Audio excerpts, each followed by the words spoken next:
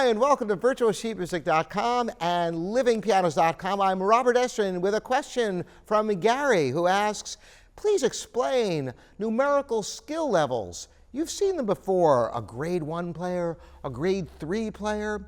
As a matter of fact, sometimes I have students, potential students who contact me, and the parents will say, oh, he's on a grade 4 level. Well, what does this mean? Well, not a heck of a lot, actually. In certain contexts, it can mean a great deal. Let me explain. To some extent, it can be rather arbitrary. For example, the Music Teachers Association of California, they do grade their levels. NYSSMA, the New York State School Music Association, also has different graded levels. And in Europe, in France, there's different graded levels. But is the grade level on one synonymous to the grade level of another? Absolutely not.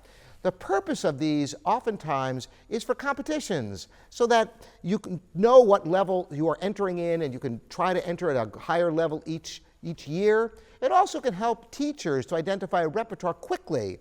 After all, if you're a member of a Music Teachers Association and you want a certain level for a student, you can find a whole slew of repertoire without having to weed through, count the scores, trying to find things on the same level. So yes, it has some value having these classifications, but they are certainly not absolutes.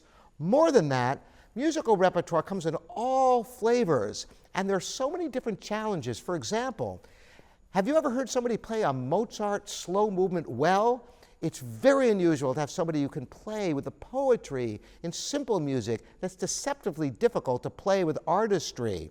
So to say that a Mozart slow movement is on a low grade level and maybe a piece of Liszt is on a high grade level, in some ways, sure, but there are certain students who might excel at the fast, flashy stuff and have not a clue how to play with poetry in a simple piece of Debussy or a Chopin nocturne, and they might do really well with something very flashy of Kabalevsky or some other composer.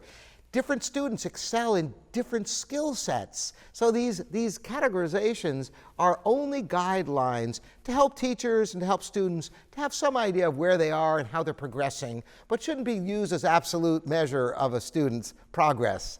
Thanks so much for the great questions. Again, Robert Estrin here at virtualsheetmusic.com and livingpianos.com.